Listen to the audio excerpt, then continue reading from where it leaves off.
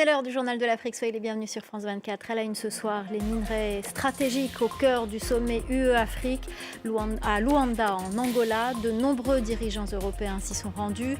Le renforcement des échanges commerciaux entre les deux continents fait partie des objectifs. Parmi les autres sujets, la question migratoire. Les détails dans un instant.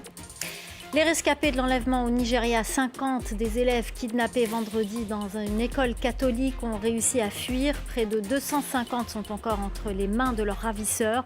Au total, 315 enfants et enseignants avaient été enlevés. Il s'agit de l'un des plus importants enlèvements de masse jamais perpétrés dans le pays. Et puis la mort de Jimmy Cliff, la légende du reggae. Il est décédé à l'âge de 81 ans, ambassadeur culturel de son pays, la Jamaïque. Il était également un amoureux du continent africain. Il y a donné de nombreux concerts. On en parle à la fin de ce journal avec Laurent Berstécher. Dirigeants africains et européens sont réunis en Angola pour un sommet UE-Afrique. Les minerais stratégiques tant convoités seront au menu des discussions. La question migratoire fera également partie des sujets abordés. Alexandra Kouarani.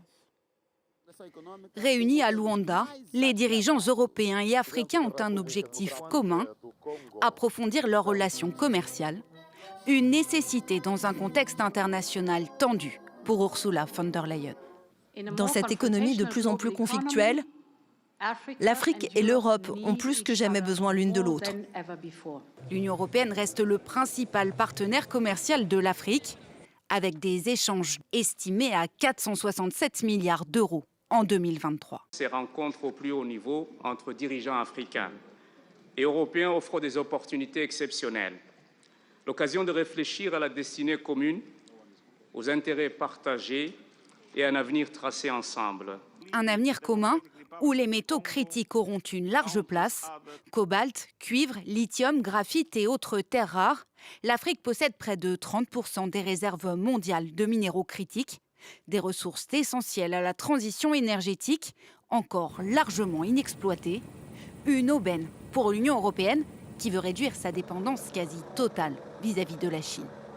Pékin a depuis longtemps compris le potentiel de l'Afrique et dispose déjà de ses propres mines sur le continent, des ressources ensuite traitées sur son territoire, comme 90% des minerais rares de la planète. Et c'est sur ce point-là, précisément, que les Européens voudraient changer la donne.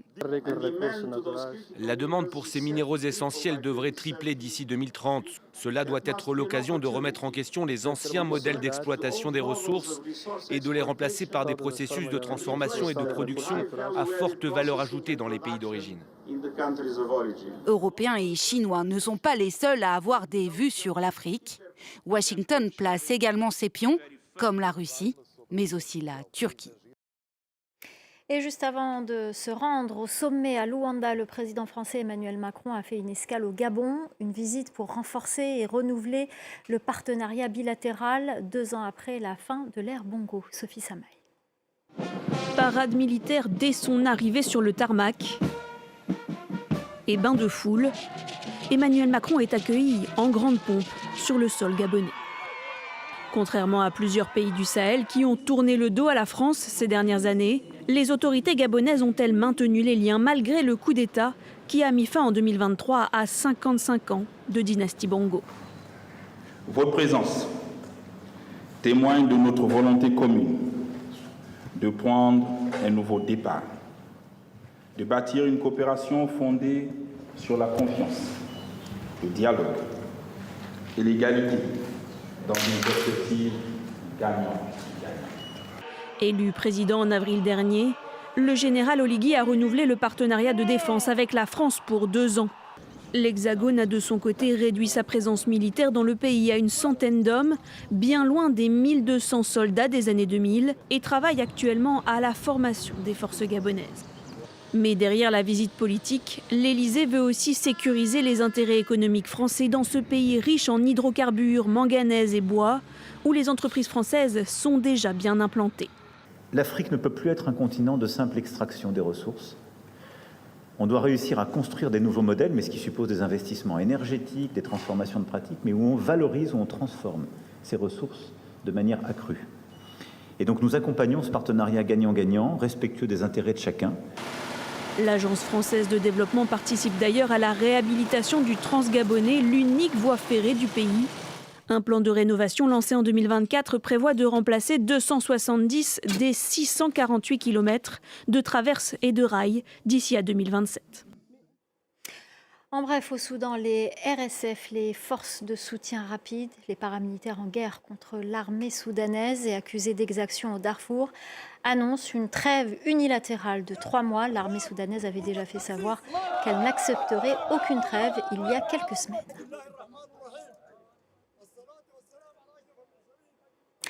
Une cinquantaine d'élèves d'une école catholique enlevée au Nigeria ce vendredi ont pu échapper à leurs ravisseurs. Ils ont retrouvé leur famille. Au total, ils étaient 315 élèves et professeurs à avoir été kidnappés par des hommes armés. Il s'agit de l'un des plus importants enlèvements de masse jamais perpétrés au Nigeria. Juliette Lafont.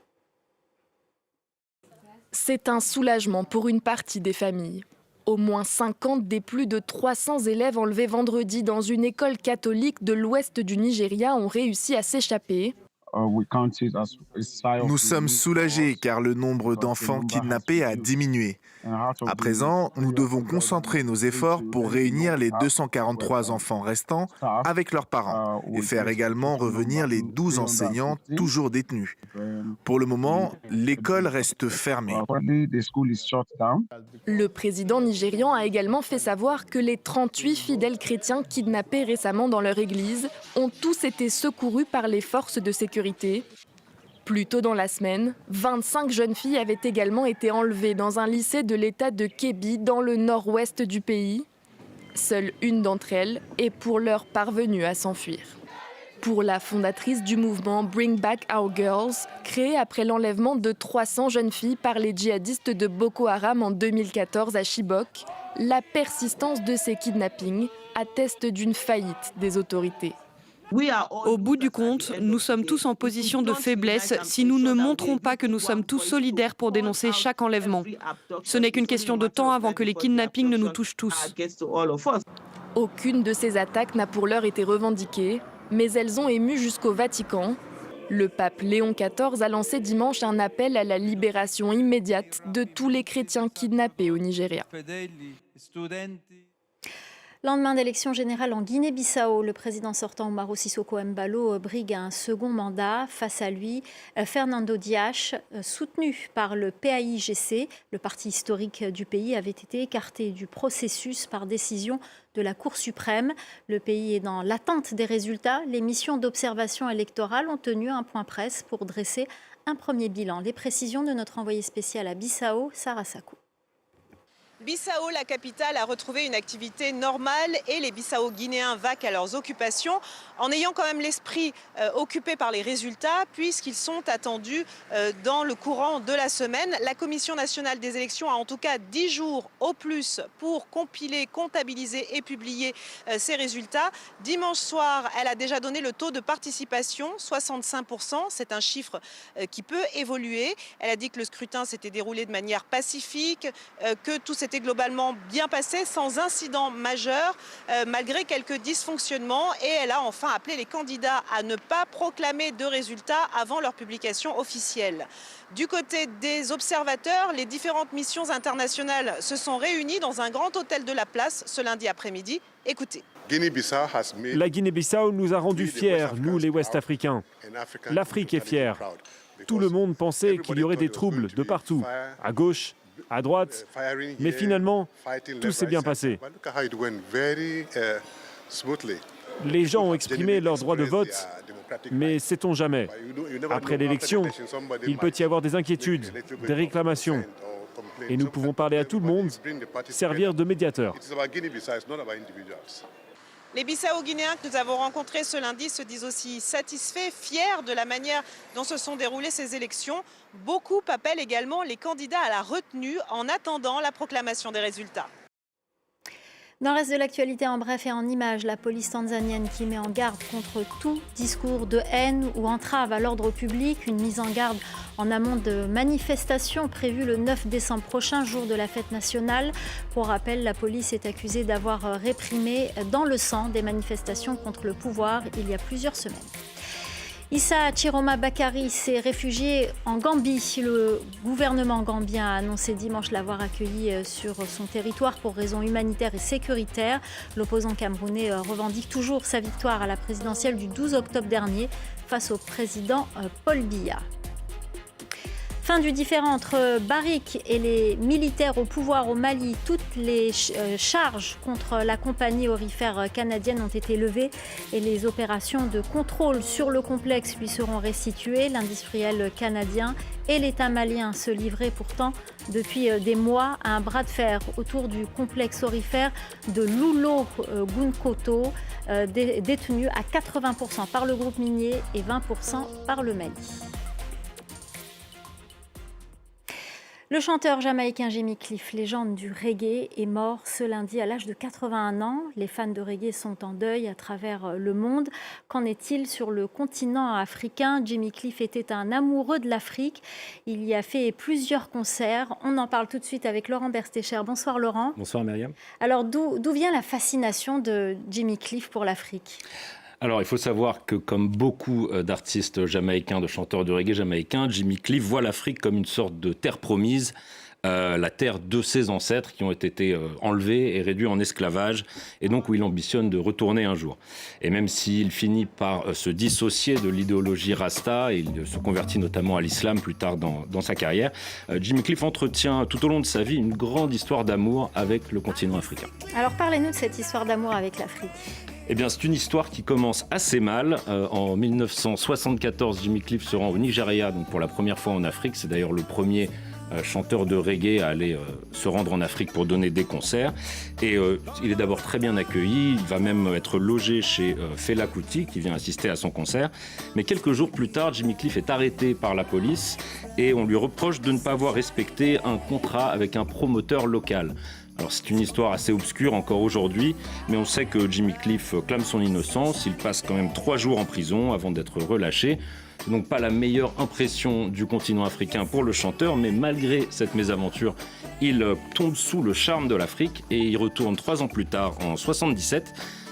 Il entame une vaste tournée sur le continent avec des concerts notamment au Sénégal, en Gambie ou encore en Sierra Leone.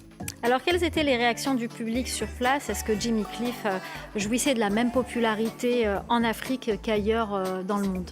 Eh bien, de manière générale, on peut dire que oui, Jimmy Cliff était très apprécié en Afrique, déjà à cause de sa voix et de son timbre légendaire, et puis de sa musique au sens large, qui puisait d'ailleurs beaucoup d'influence dans la culture africaine, beaucoup de son inspiration dans la culture africaine. Jimmy Cliff collabore également avec de nombreux musiciens africains, mais ce sont surtout ses textes qui résonnent avec le public. Jimmy Cliff est un artiste engagé politiquement qui dénonce dans ses chansons l'oppression des peuples, les injustices et les inégalités, des thèmes qui font écho au mouvement d'émancipation qui traverse l'Afrique dans les années 70 et 80. Et d'ailleurs, en 1980, Jimmy Cliff donne l'un de ses concerts les plus iconiques à Soweto, en Afrique du Sud, à Johannesburg. Plus de 20 000 personnes sont rassemblées, des blancs, des noirs, des riches, des pauvres. C'est quelque chose d'assez inédit à l'époque, car on est quand même 10 ans avant la fin de l'apartheid en Afrique du Sud. Merci beaucoup Laurent Berstécher pour ce petit aperçu de la place de Jimmy Cliff sur le continent africain. Merci pour votre décryptage. C'est la fin du Journal de l'Afrique. Restez avec nous, l'info continue sur France 24.